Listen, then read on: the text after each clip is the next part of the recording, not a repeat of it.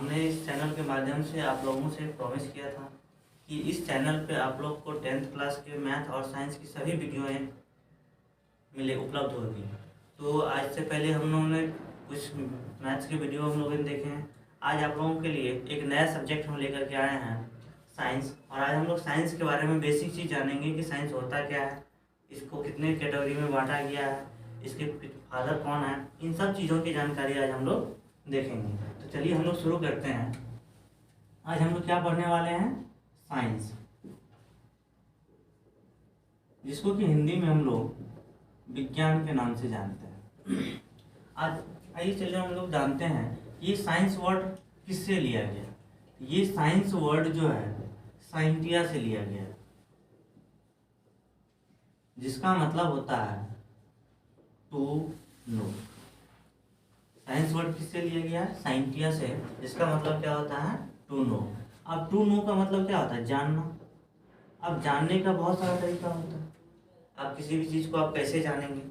तो साइंस में जानना का मतलब ये नहीं कि आप गए हम उसका नाम पूछ लिए हम उसको जान लिए। जानने का मतलब यहाँ होता है कि आप किसी भी चीज़ को उसको क्रमबद्ध तरीका से उसका ऑब्जर्व करके उसको उसके बारे में थिंक करके जब हम कंक्लूजन तक पहुँचते हैं तब हम जानते हैं कि उसके बारे में हमें क्या डिटेल्स इन्फॉर्मेशन मिलती है। तो साइंस में जान को कैसे डिफाइन करेंगे? Systematic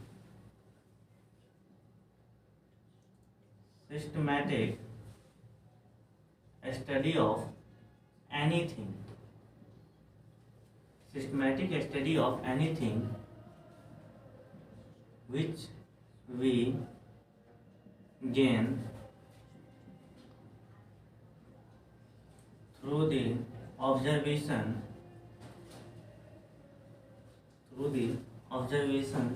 and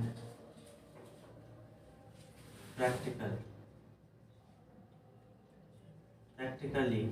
is known as science।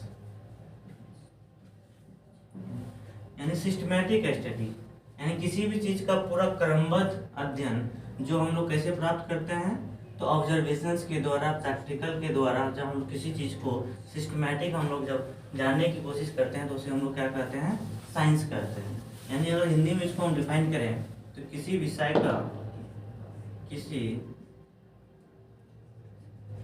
का क्रमबद्ध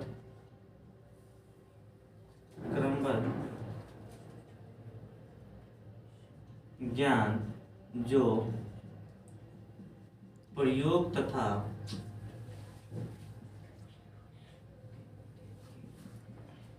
परीक्षण द्वारा प्राप्त किया गया हो उसे विज्ञान कहते हैं। तो विज्ञान हम लोग किसे कहते हैं? किसी विषय का क्रमबद्ध ज्ञान जो हम लोग कैसे प्राप्त करते हैं? प्रयोग के द्वारा या परीक्षण के द्वारा हम लोग प्राप्त करते हैं तो उसे हम लोग क्या कहते हैं? विज्ञान कहते हैं। अब विज्ञान को दो कैटेगरी में बांटा गया है। विज्ञान को यानी साइंस को दो कैटेगरी में बांटा जाता है। एक होता है हमारा फिजिकल साइंस, यानी हिंदी में इसको हम लोग भौतिक विज्ञान कहते हैं। भौतिक विज्ञान। और दूसरा होता है हमारा लिविंग साइंस। लिविंग साइंस यानी सजीव विज्ञान। सजीव विज्ञान। तो साइंस को कितने भाग में बांटा गया है? दो भाग में बांटा गया है। पहला है हमारा फिजिकल साइंस, दूसरा लिविंग साइंस। इस फिजिकल साइंस को आप नॉन लिविंग साइंस भी कह सकते हैं। नॉन लिविंग साइंस भी कह सकते हैं, निर्जीव विज्ञान। निर्जीव विज्ञान। तो इस फिजिकल साइंस के अंतर्गत हम लोग किसके बारे में पढ़ेंगे? तो ये नॉन लिविंग थिंग्स के बारे में पढ़ेंगे। यानी इसको हम एक लाइन में डिफाइन करना चाहें तो ये इसको हम लोग क्या बोलेंगे? Study of non living things.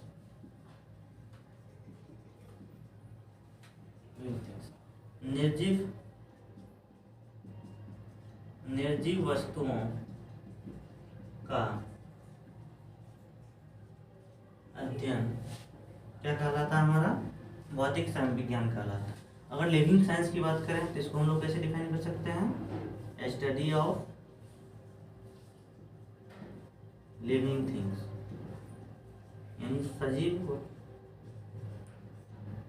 प्राणियों का अध्ययन। तो यानी हम क्या देखा कि साइंस वर्ड किससे लिया गया? साइंटिया से लिया गया। इसका मतलब क्या होता है? To know. यानी टू नो का मतलब क्या होता है? जानना। किसी भी चीज को जानने का तरीका, और ये जानना कैसे होना चाहिए? सिस्टमैटिक होना चाहिए, क्रमबद्ध तरीका से होना चाहिए। और जो कहाँ से प्राप्त हुआ होगा?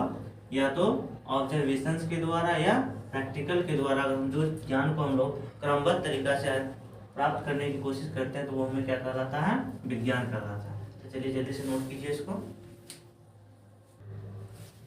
तो हमने क्या देखा कि साइंस को हम लोग कितने भाग में बांटे थे? 2 भाग में बांटे थे। पहला क्या था हमारा? फिजिकल साइंस, और दूसरा क्या था हमारा? Living science.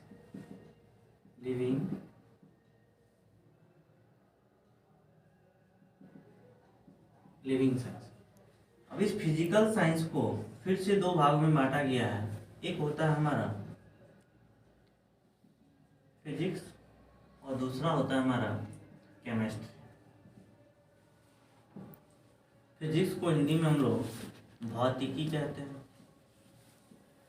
और केमिस्ट्री को हम लोग रसायन कहते हैं। रसायन शास्त्र कहा जाता है। तो फिजिकल साइंस कितने तरह के होते हैं? 2 प्रकार। कौन कौन सा? एक फिजिक्स, दूसरा केमिस्ट्री। अब इस फिजिक्स के बारे में हम जाने, ये फिजिक्स वर्ड जो है फ्यूसिस से लिया गया है। फिजिक्स वर्ड किससे लिया गया है? फ्यूसिस से। और इस फ्यूसिस का मतलब होता है नेचर। फ्यूसिस का मतलब क्या होता है? नेचर। नेचर का मतलब क्या? प्रकृति। यानी फिजिक्स में हम लोग क्या जानने वाले हैं कि प्रकृति में होने वाली जितनी भी घटनाएं हैं, यानी ऊर्जा, बल तथा ऊर्जा से संबंधित जितनी भी घटनाएं होती हैं प्रकृति में, वो सारे का सारा अध्ययन हम लोग कहाँ करने वाले हैं? फिजिक्स में करने वाले हैं। तो इसको चलिए हम लोग डिफाइन करते हैं। तो क्या लिखेंगे? Study of nature and it's phenomena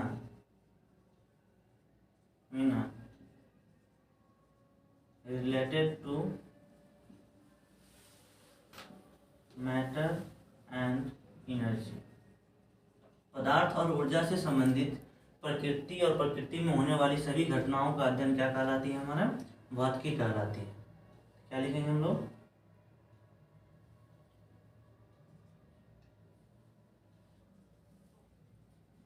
पदार्थ तथा ऊर्जा से संबंधित प्रकृति तथा प्रकृति में होने वाली घटनाओं का अध्ययन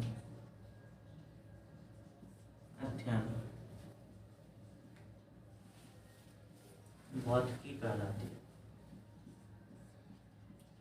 तो हम लोग क्या जाने कि फिजिक्स वर्ड किससे लिया गया है? फ्यूसिस से लिया गया। इसका मतलब क्या होता है? नेचर होता है। नेचर को हम लोग हिंदी में क्या बोलते हैं? प्रकृति।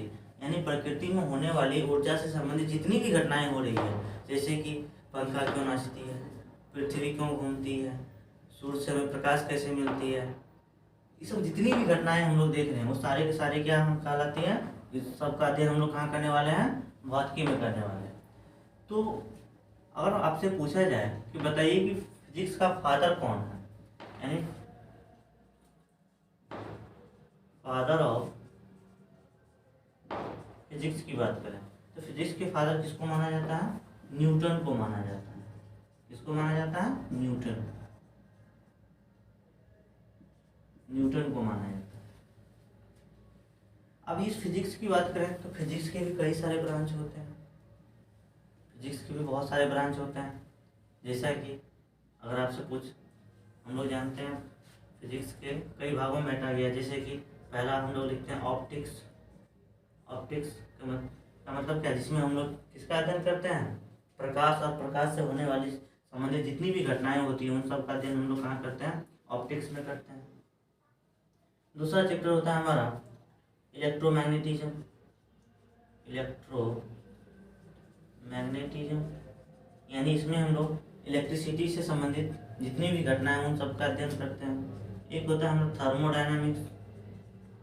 थर्मोडायनामिक्स यानी इसमें हम लोग, थर्मो मतलब होता है हीट और डायनामिक्स मतलब होता है गति, यानी उसमें उष्मा की गति से संबंधित जितनी भी घटनाएं होती है उन सब का अध्ययन करते हैं। ऐसे फिजिक्स के बहुत सारे ब्रांच होते हैं जिसमें अलग अलग हम लोग पार्ट्स को क्या करते हैं, पढ़ते हैं। तो चलिए इसको नोट कीजिए जल्दी से। तो अभी हमने फिजिक्स के बारे में जाना है, फिजिक्स क्या होता है और इसके फादर कौन है। उसी तरह से अगर हम केमिस्ट्री की बात करें तो केमिस्ट्री भी क्या है, फिजिकल साइंस है, नॉन लिविंग साइंस है। तो फिजिक्स, ये केमिस्ट्री जो है, केमिस्ट्री को हम लोग कैसे डिफाइन करेंगे, तो यानी विज्ञान की वह शाखा यानी साइंस का वह ब्रांच जिसमें हम लोग किसी भी पदार्थ के कंपोजिशन के बारे में जानते हैं कि कोई भी पदार्थ किन किन चीज़ों से मिलकर के बना हुआ है, उसमें कार्बन कितना है, ऑक्सीजन कितना है, इन सब का हम लोग जब उसके कंपोजिशन के बारे में अध्ययन करते हैं और उसके हम लोग रासायनिक गुणों के बारे में जब अध्ययन करते हैं तो वो हमारा क्या कहलाता है, केमिस्ट्री कहलाता है। तो इसको हम लोग कैसे डिफाइन करेंगे, the branch of science, the branch of science in which we study about the composition of substance and their chemical properties। यानी विज्ञान की वह शाखा, विज्ञान की वह शाखा जिसके अंतर्गत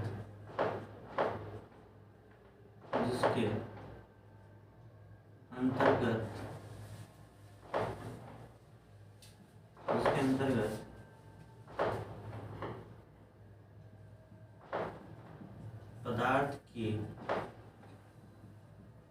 बनावट तथा उसके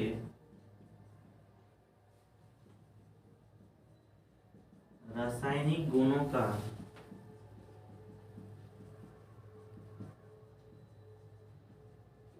अध्ययन करते हैं, रसायन शास्त्र करते हैं।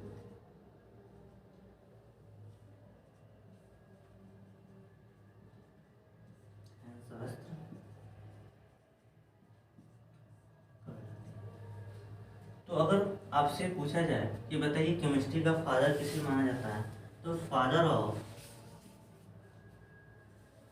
Modern chemistry, father of modern chemistry यानी आधुनिक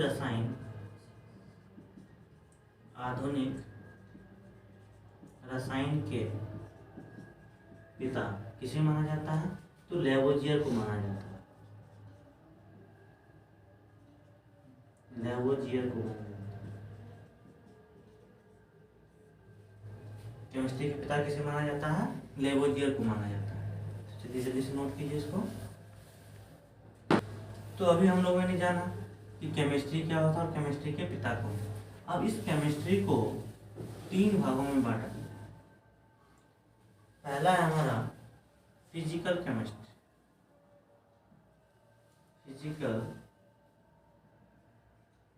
यानी इसको भौतिक रसायन कहते हैं, भौतिक रसायन कहते हैं। दूसरा केमिस्ट्री है हमारा ऑर्गेनिक केमिस्ट्री,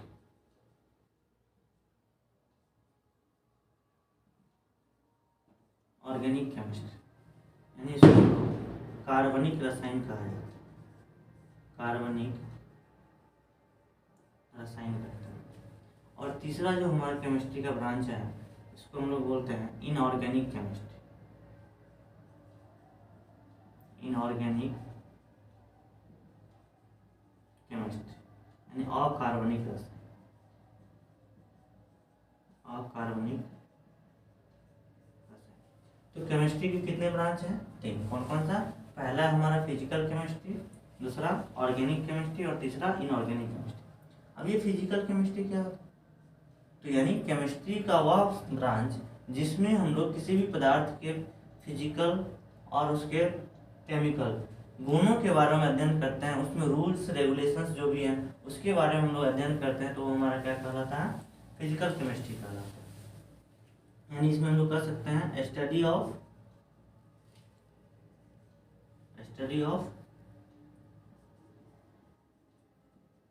फिजिकल प्रॉपर्टीज, यानी भौतिक गुणों का अध्ययन, भौतिक गुणों का अध्ययन, यानी पदार्थ के भौतिक गुणों का अध्ययन जब हम लोग जिस ब्रांच में करते हैं उसको हम लोग क्या कहते हैं? फिजिकल केमिस्ट्री कहते हैं। अब ये ऑर्गेनिक केमिस्ट्री की अगर बात करें तो इसकी एक लंबी सी कहानी है। ऐसा पहले माना जाता था कि जितने भी ऑर्गेनिक कंपाउंड्स हैं उसको कोई भी मनुष्य नहीं बना सकता, इसको ये प्रकृति के द्वारा या कोई शक्ति है जिसके द्वारा क्या होता है? इन पदार्थों का निर्माण होता है। और इसी के आधार पर बर्जेलियस ने क्या किया था? एक थ्योरी दिया था जिसको हम लोग वाइटल फोर्स थ्योरी के नाम से जानते हैं, जीवन शक्ति का सिद्धांत कहते हैं। लेकिन बर्जेलियस का ही एक शिष्य था जिसका नाम था वोहलर। इन्होंने बर्जेलियस का जो स्टेटमेंट था, जो वाइटल फोर्स थ्योरी था, उसको उन्होंने क्या किया? गलत साबित किया। और उन्होंने लेबोरेटरी में सबसे पहला कार्बनिक कंपाउंड तैयार करके दिखाया जिसका क्या नाम था? यूरिया। तो यानी अगर देखा जाए तो ये ऑर्गेनिक केमिस्ट्री पहले तो एक तरह से ये तो कोई ब्रांच ही नहीं था, क्योंकि पहले हम लोग क्या जानते थे कि कोई भी ऑर्गेनिक पदार्थ जो है वो हम लोग निर्माण कर ही नहीं सकते थे, इसीलिए सीमित करके करा गया था। लेकिन जब ओहलर ने एक नए कार्बनिक कंपाउंड का निर्माण किया, वो भी लेबोरेटरी में, तब वहाँ से धीरे धीरे वैज्ञानिकों को क्या हुआ कि ये पता चलने लगा कि हम लोग ऑर्गेनिक पदार्थ भी, ऑर्गेनिक सब्सटेंस का भी हम लोग क्या कर सकते हैं? निर्माण कर सकते हैं। और अभी तक में अगर देखा जाए तो लगभग 1.5 करोड़ से ज़्यादा ऑर्गेनिक कंपाउंड्स का क्या हो चुका है? निर्माण हो चुका है। इसके लिए केमिस्ट्री को माने उन सभी चीज़ों को अध्ययन करने के लिए केमिस्ट्री में एक अलग से ब्रांच का निर्माण किया गया जिसका क्या नाम रखा गया? Organic chemistry. तो यहाँ पे अगर देखा जाए तो अगर ऑर्गेनिक केमिस्ट्री का फादर पूछा जाए, इसके फादर कौन है, तो फादर हम लोग किसको मानते हैं? क्योंकि पहला ऑर्गेनिक कंपाउंड तैयार करने वाले व्यक्ति कौन थे? वोहलर थे, इसीलिए इसके फादर किसको माना जाता है? वोहलर को माना जाता है, वोहलर को माना जाता है। तो ऑर्गेनिक केमिस्ट्री में हम लोग क्या पढ़ते हैं? तो ये हमारा क्या है? Study of carbon and its compound, carbon तथा इनके यौगिकों का अध्ययन क्या कहलाता है? हमारा ऑर्गेनिक केमिस्ट्री का। तो जैसा कि हमने देखा, इसमें ऑर्गेनिक केमिस्ट्री हम लोग किसके बारे में पढ़ने वाले हैं? कार्बन और कार्बन के जो भी यौगिक हैं उन सब का अध्ययन हम लोग कहाँ करते हैं? ऑर्गेनिक केमिस्ट्री में।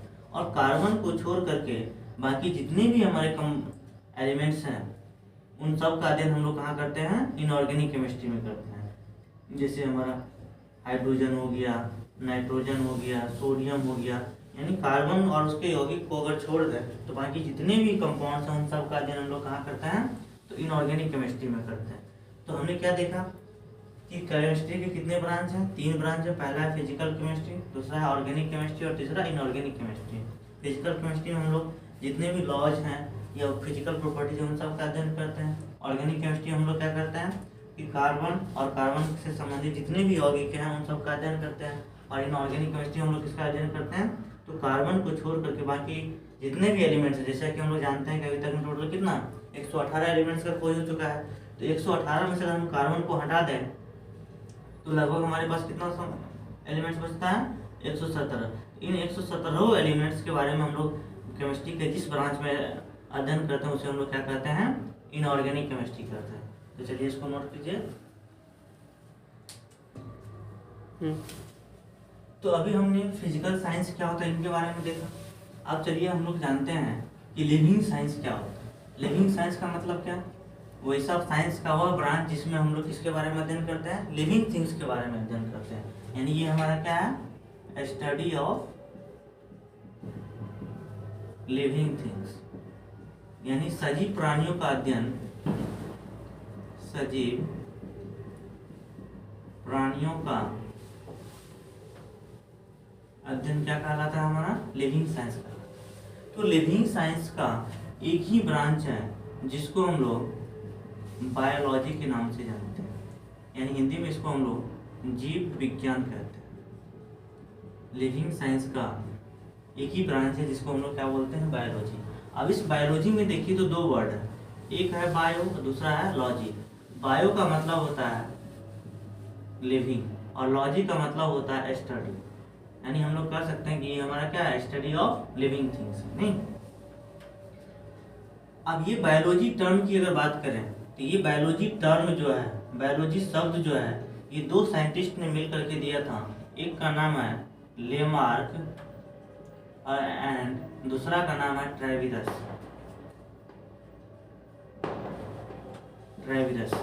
यानी दो साइंटिस्ट थे, कौन कौन, एक था हमारा लेमार्क और ट्रेविरस। ये दो साइंटिस्टों ने मिल करके बायोलॉजी टर्म दिया था। अब ये बायोलॉजी की जो पिता की बात करें, फादर ऑफ बायोलॉजी किसे माना जाता है, फादर ऑफ अगर बायोलॉजी की बात करें तो फादर ऑफ बायोलॉजी एरिस्टोटल को माना जाता है। एरिस्टोटल मतलब अरस्तु, यानी अरस्तु को बायोलॉजी का पिता कहा जाता है। क्यों, क्योंकि जब लिविंग साइंस का जब स्टडी किया जा रहा था तो सबसे पहले अरस्तु ही वो साइंटिस्ट थे जिन्होंने लिविंग थिंग्स के बारे में ज़्यादा से ज़्यादा चीज़ों को जानकारी क्या किया था, एकत्रित किया था। और वो जिन लिविंग चीज़ों का बारे में जानकारी उपलब्ध कर रहा था वो हमारे सारे के सारे क्या थे, एनिमल्स थे। इसीलिए आगे चलकर हम लोग देखेंगे कि एनिमल्स का जो स्टडी जो है, यानी जिसको हम लोग जूलॉजी के नाम से जानेंगे, तो जूलॉजी में भी हम लोग किसके उनके जो फादर होंगे वो कौन कहलाते हैं, अरस्तु कहलाते हैं। क्योंकि अरस्तु ही क्या किए थे, इन्होंने जंतुओं के बारे में ज़्यादा से ज़्यादा जानकारी उपलब्ध किए थे।